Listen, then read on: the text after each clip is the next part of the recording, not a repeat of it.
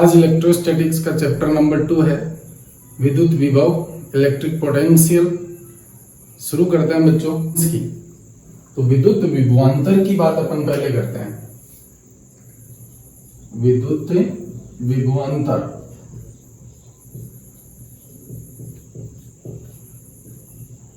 विद्युत विभवांतर क्या होता है बच्चों? अगर अपन बात करें, आपके पास दो बिंदु हैं, ये B है और ये A है। मेरे पास एक परीक्षण आवेश है जिसको आपने टेस्ट चार्ज बोला है ना, टेस्ट चार्ज। और टेस्ट चार्ज कैसा होता है बच्चों? पॉजिटिव चार्ज होता है, यानी धनावेश होता है।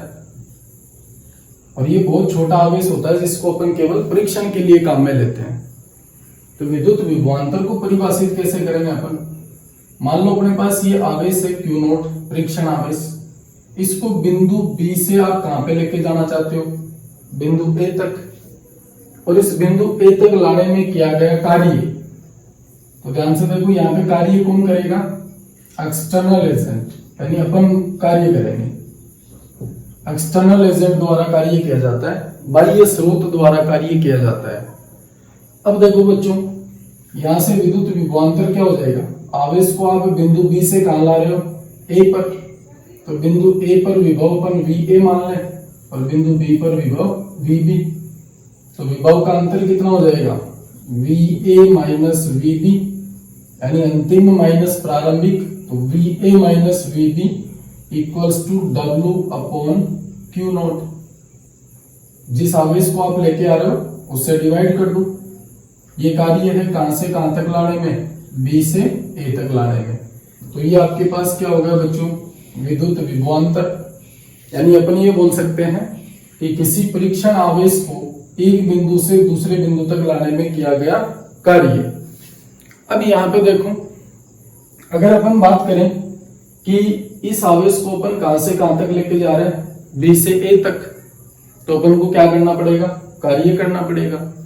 यहां से देखो, यदि मैं आपको बोलूं कि Q0 आपके पास कितना है? 1 कूलम, तो VA minus VB equals to आपके पास क्या बन जाएगा बच्चों? Work done from A to B। यानी इस आवेश को A से B तक लाने में किया गया कार्य। यानी अपन परिभाषा क्या बना सकते हैं इसकी, कि किसी एकांक आवेश को या एकांक परीक्षण आवेश को बिंदु B से A तक लाने में किया गया कार्य किसके इक्वल होगा? विद्युत विभवांतर के इक्वल होगा। अब यहां पर एक चीज अपन को ध्यान रखनी है कि जब अपन इस आवेश को बिंदु A से B तक लाते हैं तो इसको इस तरीके से लाते हैं कि इसकी गतिज ऊर्जा नहीं बदलनी चाहिए। क्या नहीं बदलनी चाहिए? गतिज ऊर्जा। तो अपन क्या करते हैं, देखो ये जो Q0 परीक्षण आवेश है, इसको बिंदु B से A तक अपन को नियत चाल से लाना पड़ेगा। इसका वेग नहीं बदलना चाहिए, इसकी चाल नहीं बदलनी चाहिए, क्योंकि वेग बदलेगा तो गतिज ऊर्जा बदलेगी। तो अपन ने बोला कि परीक्षण आवेश को बिंदु B से A तक लाने में किया गया वर्कडन क्या हो जाएगा? विद्युत विभवांतर। अब अपन बात करते हैं बच्चों किसकी? विद्युत विभव की। विद्युत विभव क्या होता है? ध्यान से देखो, अपन ने क्या किया, इस बिंदु B को अनंत पे मान लिया। इस बिंदु B को आप कहां पे लेके चले जाओ? अनंत पर। और अपन क्या मानते हैं कि अनंत पर विभव का मान क्या होता है? 0। तो अब क्या करो, अनंत पर एक परीक्षण आवेश रख लो और इस परीक्षण आवेश को आप कहां पे लेके आ रहे हो? किसी बिंदु A तक। तो यहां पर अपने पास विभव क्या हो जाएगा? VA माइनस V अनंत equals to W upon Q0। इसको मैंने कहां से, जो कार्य है वो कहां से कहां तक लाने में होगा? अनंत से बिंदु A तक लाने में। तो यहां पर अनंत पर विभव कितना होता है बच्चों? 0। तो यहां से VA इक्वल्स टू क्या बनेगा आपके पास? W by Q0। अब यहां से देखो, Q0 आपके पास कितना होता है? 1 कूलम। तो VA इक्वल्स टू हो जाएगा W अनंत से A। यानी इसको अपन कैसे परिभाषित कर सकते हैं कि अनंत से किसी परीक्षण आवेश को, अनंत से किसी परीक्षण आवेश को अपन किसी बिंदु तक लाते हैं तो उस बिंदु तक लाने में किया गया कार्य क्या हो जाएगा बच्चों, विद्युत विभव हो जाएगा। तो ये था अपने पास विद्युत विभवांतर और विद्युत विभव। इसमें अपन क्या करते हैं, एक परीक्षण आवेश को एक बिंदु से दूसरे बिंदु तक लाते हैं, तो किया गया कार्य विद्युत विभवांतर हो जाएगा। इसमें एक परीक्षण आवेश को अनंत से कहां पर लाते हैं अपन, एक बिंदु तक लाते हैं, तो वहां पर किया गया कार्य आपके पास क्या हो जाएगा, विद्युत विभव हो जाएगा। बात करें बच्चों इसके मात्रक की, तो विद्युत विभव या विभवांतर का मात्रक क्या होता है, देखो कार्य का मात्रक जूल और नीचे आवेश है तो कूलाम, तो जूल पर कूलाम बोल सकते हो आप इसको, और जूल पर कूलाम को बच्चों अपन बोलते हैं वोल्ट। क्या बोलते हैं बच्चों, वोल्ट बोलते हैं। दूसरी बात अपने को ये याद रखनी है कि विद्युत विभव या विभवांतर कैसी राशि है, अदिश राशि है, अदिश राशि है। इसकी विमा की बात करो तो विमा क्या जाएगी इसकी, विमा देखो कार्य की क्या होती है, m1 l2 t-2, आवेश की होती है बच्चों a1 t1, तो ये बनेगी अपने पास m1 l2 t-3 a-1, इस t1 को ऊपर लेके जाओ तो t-1 हो जाएगा, और t-2 पहले से है तो t-3 और a-1। तो अपन ने बोला कि विद्युत विभव या विभवांतर कैसी राशि है, अदिश राशि है, जिसका मात्रक क्या होता है जूल पर कूलाम, या इसको अपन वोल्ट बोलते हैं, और इसकी विमा क्या हो जाएगी बच्चों m1 l2 t-3 a-1। तो आप नोट करो इसको, आगे देखते हैं।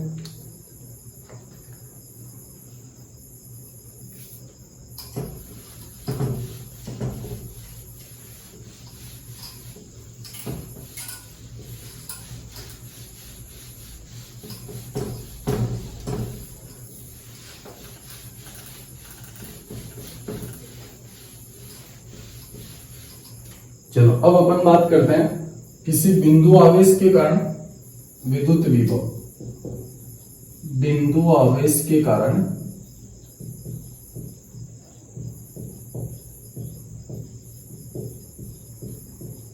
विद्युत विभव।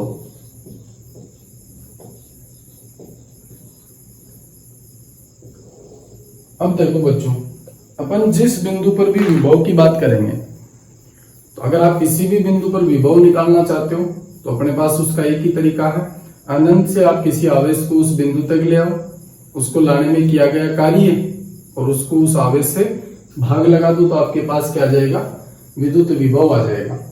लेकिन यहाँ पे देखो बच्चों, एक बात करते हैं अपन, मान लो मेरे पास ये आवेश है Q, इससे r दूरी पर आपको बिंदु P लेना है और इस बिंदु P पर आपको विद्युत विभव बताना है। तो यहां पर एक चीज आपको क्लियर होनी चाहिए। सबसे पहले अपन बात करते हैं किसकी, स्थिर वैद्युत बल की, यानी दो आवेशों के बीच जो स्थिर वैद्युत बल लगता है, वो स्थिर वैद्युत बल एक संरक्षी बल होता है बच्चों, संरक्षी बल। संरक्षी बल किसे बोलते हैं, यदि किसी बल द्वारा किया गया कार्य एक तो पथ पर निर्भर नहीं करता, पथ पर निर्भर नहीं करता, पहली बात तो ये याद रखनी। जैसे अपन स्थिर वैद्युत बल की बात करें तो इस बल के द्वारा किया गया कार्य कभी भी पथ पर निर्भर नहीं करेगा। दूसरी बात अपन को बच्चों ये याद रखनी है कि संरक्षी बल द्वारा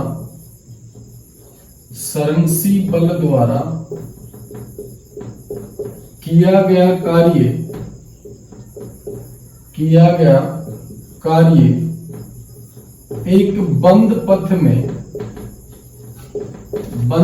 में शून्य होता है। कितना होता है, शून्य होता है। जैसे मान लो मेरे पास ये कोई आवेश है, इस आवेश को मैं क्या करता हूं, या अपन जैसे अभी बोल रहे थे, इस आवेश को आप बिंदु ए से बी तक लेके जाते हो, तो आप ए से बी तक लेके आओ, फिर बी से वापस ए तक लेके आओ।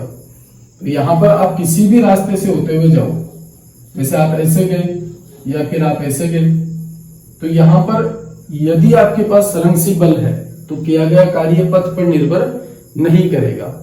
दूसरी बात अपन ने बोली कि संरक्षित बल द्वारा किया गया कार्य एक बंद पथ में कितना होता है, 0। तो देखो इन दोनों चीजों को अपन फॉलो करते हैं। स्थिर विद्युत बल कैसा है, संरक्षित बल है। तो अपन ने बिंदु आवेश के कारण विद्युत विभव देखा। इस बिंदु P पर अपने को विद्युत विभव निकालना है।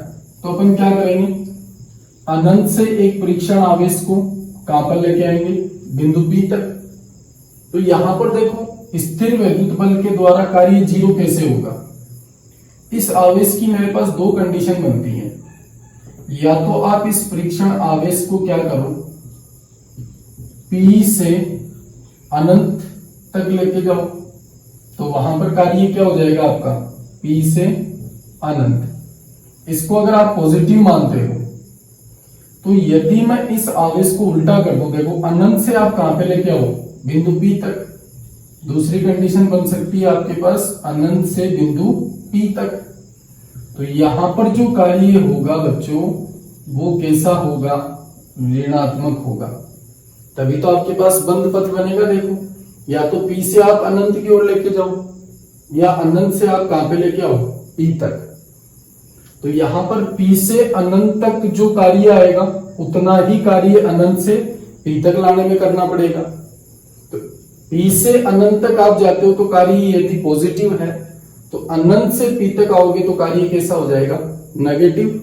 अब अपन ने बोला कि कार्य दोनों सेम है, चाहे आप P से अनंत पे जाओ या अनंत से P तक जाओ। तो यहाँ पर टोटल कार्य कितना हो जाएगा बच्चों, 0। तो अपन इसमें दोनों कॉन्सेप्ट से ये डेरिवेशन कर सकते हैं। या तो आप अनंत से बिंदु P तक ले आओ या फिर P से अनंत तक लेके जाओ। तो दोनों ही स्थिति में कार्य करना पड़ेगा। तो अपन क्या करते हैं, इस आवेश को बिंदु P से कहां पे लेके जाते हैं, अनंत पर। तो देखो कैलकुलेशन देखते हैं इसकी, विभव कितना आता है। अपन ने क्या किया, इस परीक्षण आवेश को यहां पे रख लिया। अब आप इसको कहां पे लेके जाते हो, अनंत तक। तो अपन को क्या करना पड़ेगा, कार्य करना पड़ेगा। तो ध्यान से देखो, ये आपके पास पॉजिटिव चार्ज है, ये भी पॉजिटिव चार्ज है। तो आपको पता है कि ये दोनों आवेश एक दूसरे को क्या करेंगे, प्रतिकर्षित। यानी ऐसे बोलूं कि ये वाला आवेश क्या करेगा, इसको प्रतिकर्षित करेगा। तो बच्चों ये अपने आप चला जाएगा, इधर अपने आप ही जाएगा क्या। देखो अभी अपन ने बात की है, ये वाला आवेश धनात्मक है, ये आवेश भी धनात्मक है। तो ये वाला आवेश इसको प्रतिकर्षित करेगा, प्रतिकर्षण के कारण ये क्या होगा, अपने आप चला जाएगा। तो यदि मैं देखूं कि इन दोनों के बीच प्रतिकर्षण बल कितना होगा या स्थिर विद्युत बल कितना होगा, तो K/Q0/R²।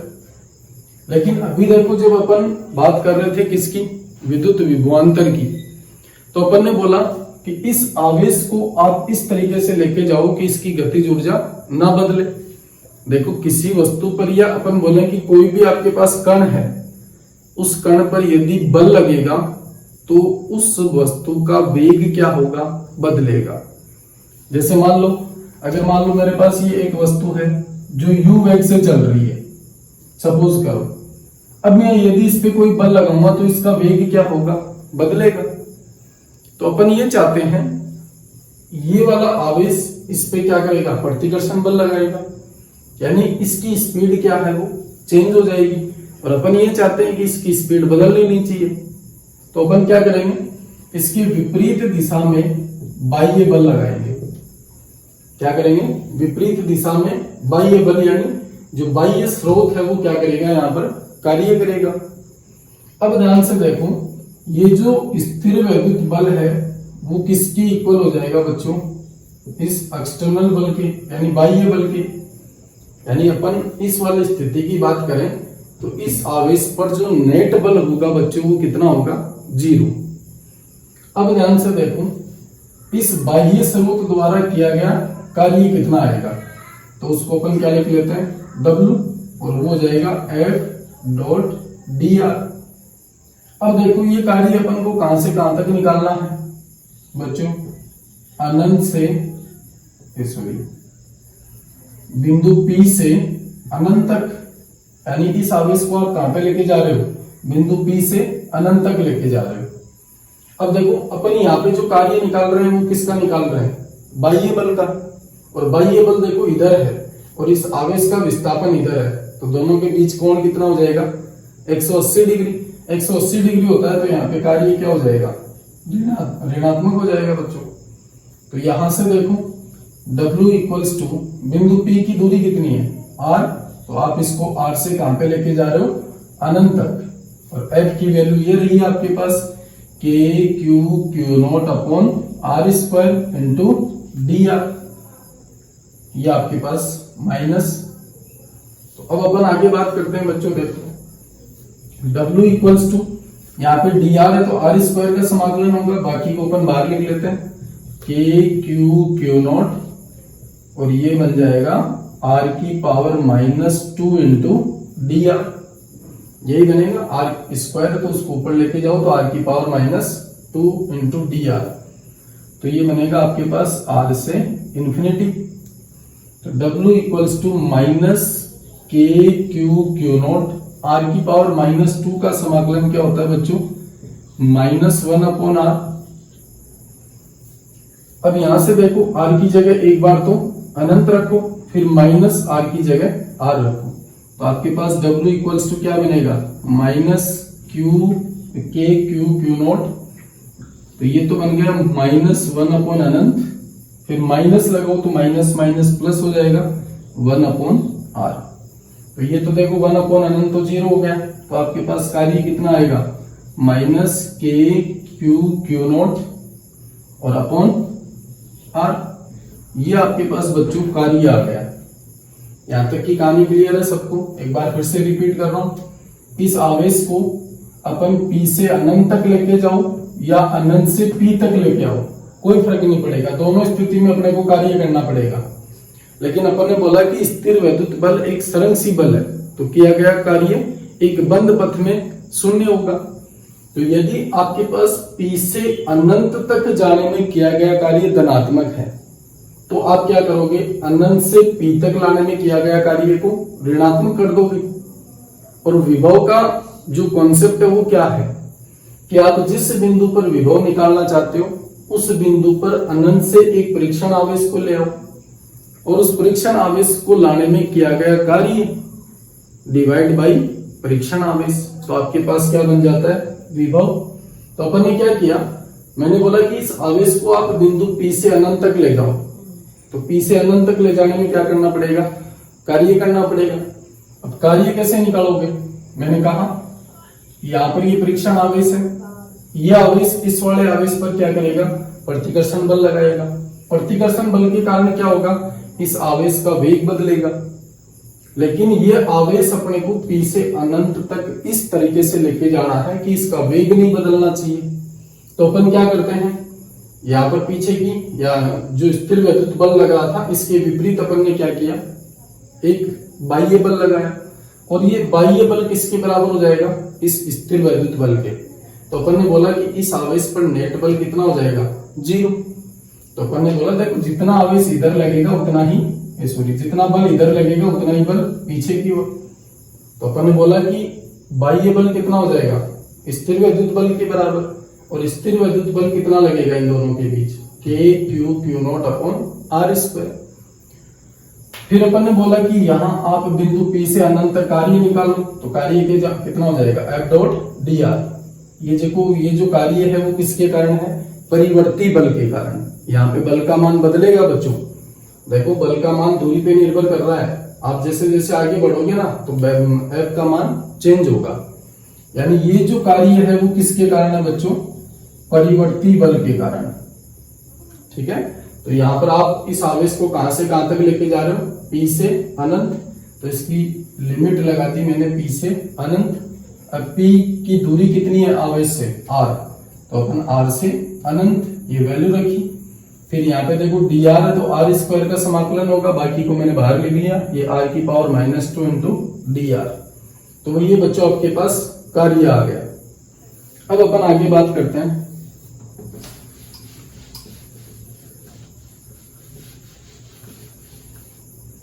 देखो आपके पास देखो P से अनंत तक जाने में कार्य क्या आ गया, नेगेटिव। तो आप कार्य निकालो कहां से, अनंत से p तक आने में, तो वो कितना हो जाएगा बच्चों, k q q not upon r। यही होगा कि नहीं होगा बताओ। अगर p से अनंत तक जाने में कार्य ये आ रहा है नेगेटिव, देखो minus k q q not upon r, तो यहां पर अनंत से p तक आने में, यानी p से अनंत और अनंत से p तक आने में कार्य कितना हो जाएगा, k q q not upon r। ये बच्चों आपके पास कार्य आ गया। अब यहां से अपने को क्या चाहिए, विभव, कहां पर, बिंदु P पर। तो ये कितना था, किसी आवेश को आप अनंत से P तक लेके आओ और आवेश का भाग लगा दो, तो ये आपके पास विद्युत विभव बन गया।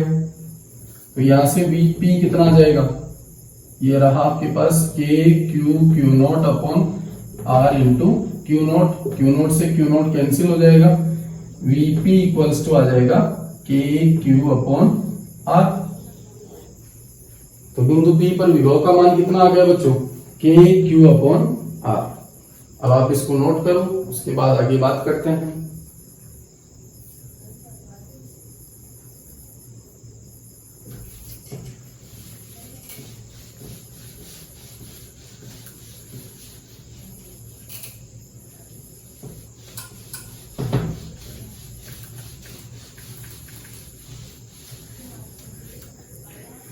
अब देखो बच्चों, अपने पास विभव का फॉर्मूला आ गया पॉइंट P पर k q अपॉन r। देखो यहां पर जो पोटेंशियल है वो r के क्या है, व्युत्क्रमानुपाती है। r के क्या है, व्युत्क्रमानुपाती है। तो अगर अपन बात करें किसकी, अगर आपके पास ये बिंदु आवेश कैसा हो, धन आवेश हो, बिंदु आवेश कैसा हो, धन आवेश, यानी प्लस q हो, तो यहां पर विभव कैसा होगा बच्चों, धनात्मक होगा। यानी धनावेश के कारण जो विभव होगा वो कैसा होगा, धनात्मक।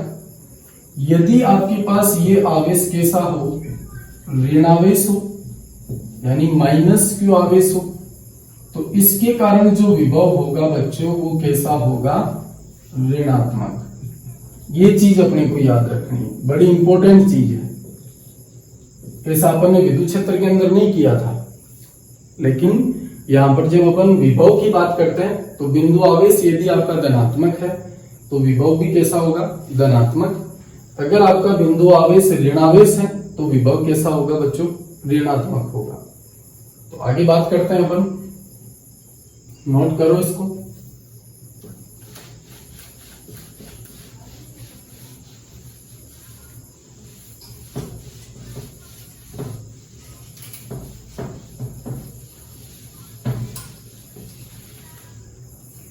हमने विद्युत विभवांतर और विभव की बात की, फिर अपन ने बोला कि बिंदु आवेश के कारण विभव कितना होगा। अब अपने पास दो टॉपिक आते हैं बड़े इंपॉर्टेंट से। एक तो आता है अपने पास विद्युत द्विध्रुव, विद्युत द्विध्रुव की अक्षीय स्थिति पर विभव, अक्षीय स्थिति पर विभव। जैसे अपन ने विद्युत क्षेत्र निकाला था अक्षीय और निरक्षीय स्थिति पर, वैसे ही अपन विभव निकालेंगे द्विध्रुव की अक्षीय स्थिति और निरक्षीय स्थिति पर। तो देखो ये अपने पास विद्युत द्विध्रुव है जिसके दो आवेश हैं अपने पास, माइनस q प्लस q। अब अक्षीय स्थिति ये है आपके पास, अक्षीय स्थिति पर मैंने बिंदु P लिया है और इस बिंदु P की द्विध्रुव के केंद्र से दूरी कितनी है बच्चों, r है। अब यहां से देखो इस आवेश के कारण बिंदु P पर विभव और इस आवेश के कारण बिंदु P पर विभव, दोनों को निकालेंगे और कुल विभव निकालने के लिए क्या करेंगे, दोनों को अपन ऐड कर देंगे। तो देखो अपन के पास इस बिंदु P की माइनस q आवेश से दूरी कितनी होगी बच्चों, इसको r प्लस a बोल देंगे अपन, क्योंकि ये वाली दूरी a है और ये भी a, तब जाके अपने पास कुल दूरी कितनी बनती है बच्चों, 2a। तो माइनस q आवेश से दूरी तो कितनी हो गई, r प्लस है, और प्लस q आवेश से दूरी कितनी हो जाएगी, r माइनस a। तो अब देखो बात करते हैं अपन किसकी, माइनस q आवेश के कारण माइनस क्यू आवेश के कारण P पर विभव, इसको आप V1 बोल दो। कितना आएगा बच्चों? माइनस आवेश के कारण विभव कैसा होता है? माइनस, और इसकी दूरी कितनी है? R प्लस ए। तो ये आपके पास माइनस क्यू आवेश के कारण बिंदु P पर विभव आ गया। ऐसे ही अपन बात करेंगे इसकी प्लस क्यू आवेश के कारण, प्लस क्यू आवेश के कारण P पर विभव। देखो प्लस क्यू आवेश ये रहा, इसकी दूरी कितनी है? R माइनस ए। तो इसको आप V2 बोल दो, तो ये बनेगा KQ अपॉन R प्लस ए, सॉरी R माइनस ए। चलो ये आपके पास माइनस क्यू और प्लस क्यू आवेश के कारण विभव आ गया। देखो अक्षीय स्थिति कौन सी होती है? जिस अक्ष के अनुदिश अपन द्विध्रुव को रखते हैं वो स्थिति कौन सी होती है? अक्षीय स्थिति। फिर अपन ने माइनस क्यू आवेश की दूरी देखी तो कितनी आ गई? R प्लस ए। प्लस क्यू आवेश की दूरी देखी तो कितनी आ गई? R माइनस ए। तो अपन ने माइनस क्यू आवेश के कारण बिंदु P पर विभव और फिर प्लस क्यू आवेश के कारण बिंदु P पर विभव देखा। अब अपने को P पर कुल विभव चाहिए। बिंदु P पर कुल विभव कितना आएगा बच्चों? V equals to V1 plus V2। देखो विभव अदिश राशि है तो अपन सीधा जोड़ सकते हैं, कोई दिक्कत नहीं है। V1 प्लस V2, तो यहां से V1 की वैल्यू कितनी है आपके पास? Minus KQ upon R plus ए, और V2 की वैल्यू कितनी है बच्चों? KQ upon R minus A. यहां से देखो आपके पास KQ कॉमन आ जाएगा, ये बचा माइनस 1 अपॉन R प्लस ए, और यहां से बचेगा plus 1 upon R minus a बचेगा। यहां से V equals to KQ, LCM ले लो R प्लस ए और R माइनस ए। यहां से देखो R प्लस ए कैंसिल हो जाएगा, तो ये तो माइनस R माइनस ए, फिर ये प्लस है, तो यहां से ये कैंसिल हो जाएगा, आपके पास बचेगा R प्लस ए। अब देखो V इक्वल्स टू KQ, नीचे क्या बनेगा बच्चों? R प्लस ए R माइनस ए, तो इसको मैं लिख सकता हूं R स्क्वायर माइनस ए स्क्वायर, और यहां से देखो माइनस को अंदर गुणा कर दो तो माइनस R प्लस ए और फिर प्लस R प्लस ए हो जाएगा। तो देखो R से R कैंसिल, A और A कितना हो गया? 2A। तो V इक्वल्स टू आपके पास बनेगा KQ, और अंदर बन गया आपके पास 2A upon R square minus ए स्क्वायर। अब देखो बच्चों Q इंटू 2A, P होता है क्या? द्विध्रुव आघूर्ण, Q इंटू 2A, तो यहां से V equals to KP upon R square minus A square. अब अपन एक छोटी सी कंडीशन लगाते हैं कि ये वाला R इस A की तुलना में क्या है? बहुत बड़ा है। देखो R very very greater than two A, यानी इसको A को अपन क्या मान लेंगे? नगण्य। नगण्य मानकर 0 रखें, तो आपके पास V इक्वल्स टू बनेगा KP अपॉन R स्क्वायर। ये बच्चों अपने पास द्विध्रुव की अक्षीय स्थिति पर जो बिंदु P था उस बिंदु P पर विभव का मान आ गया KP अपॉन R स्क्वायर। देखो ये आपके पास द्विध्रुव है, इसके केंद्र से R दूरी पर बिंदु P था, इस बिंदु P पर जो विभव होगा वो क्या आएगा? KP upon R square. तो अगर अपन इसके ग्राफ की बात करें तो ग्राफ कैसे बनेगा बच्चों? ये R है, ये V है, तो ये आपके पास ग्राफ बन गया। इस V व्युत्क्रमानुपाती है किसके? R स्क्वायर के। तो नोट करो बच्चों, आगे देखते हैं।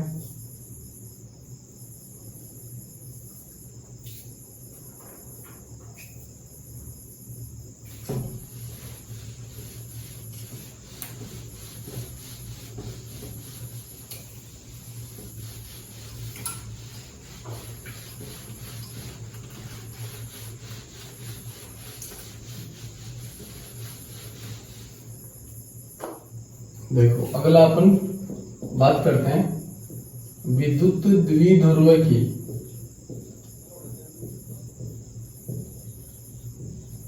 विद्युत द्विध्रुव की निरक्षीय स्थिति पर विद्युत विभव, निरक्षीय स्थिति पर विभव कितना होगा बच्चों? देखना ध्यान से। ये आपके पास द्विध्रुव है, ये इसका माइनस क्यू आवेश, ये इसका प्लस क्यू आवेश, ये वाला इसका केंद्र। तो केंद्र से गुजरने वाली जो लंबवत दूरी होती है उसको अपन क्या बोलते हैं बच्चों? निरक्षीय स्थिति। ये आपके पास क्या है? निरक्षीय स्थिति है। और निरक्षीय स्थिति पर अपन ने एक बिंदु P लिया और इस बिंदु P की दूरी कितनी है बच्चों? R। तो ये द्विध्रुव का केंद्र, तो ये वाली दूरी A और ये भी A हो जाएगी। तो देखो माइनस Q आवेश से बिंदु P की दूरी और प्लस Q आवेश से बिंदु P की दूरी दोनों चाहिए अपने को। क्यों? क्योंकि अपन माइनस Q आवेश के कारण बिंदु P पर विभव निकालेंगे, फिर प्लस Q आवेश के कारण बिंदु P पर विभव निकालेंगे। और आपको पता है कि विभव अदिश राशि है, तो कुल विभव के लिए अपन क्या करेंगे? दोनों को जोड़ देंगे। तो देखो सबसे पहले अपन बात करें किसकी? माइनस Q आवेश के कारण P पर विभव कितना आएगा बच्चों? माइनस Q आवेश से दूरी बताओ पहले। तो ये कोण 90 डिग्री होता है, तो R और ये A, तो ये वाली दूरी कितनी हो जाएगी? R square plus A square का रूट। सेम ये कोण 90 डिग्री है, तो ये वाली दूरी भी कितनी आएगी बच्चों? R square plus A square. तो माइनस Q आवेश के कारण विभव कितना हो जाएगा? Minus KQ upon root R square plus A square. देखो माइनस Q आवेश के कारण बिंदु P पर विभव, माइनस आवेश है तो माइनस होगा। दूरी कितनी है? Root R square plus A square. ऐसे ही अपन बात करें किसकी? प्लस Q आवेश के कारण, प्लस Q आवेश के कारण P पर विभव, ये कितना आएगा बच्चों? V2 equals to KQ upon root R square plus A square. यहाँ पे प्लस Q आवेश है तो विभव कैसा आ जाएगा? धनात्मक। अब देखो कुल विभव कितना आएगा? V1 प्लस V2, तो ये बन गया आपके पास minus KQ upon root R square plus A square और plus KQ upon root R square plus A square. बोलो ये वैल्यू 0 आ रही है क्या? ये लो जी, देखो ये वैल्यू माइनस में है, उतनी वैल्यू ये प्लस में है, तो जोड़ोगे तो क्या आ जाएगा आपके पास? 0। यानी अपन ये बोल सकते हैं कि द्विध्रुव की निरक्षीय स्थिति पर विभव कितना होता है बच्चों? 0। और अक्षीय स्थिति पर कितना हो जाएगा? KP upon R square. तो ये था अपने पास द्विध्रुव की अक्षीय और निरक्षीय स्थिति पर विभव। तो मिलते हैं बच्चों अगले लेक्चर में विभव का एक नया टॉपिक लेके। तब तक के लिए थैंक यू। और इस टॉपिक में कोई डाउट हो तो आप मुझे कमेंट सेक्शन में जरूर शेयर करो।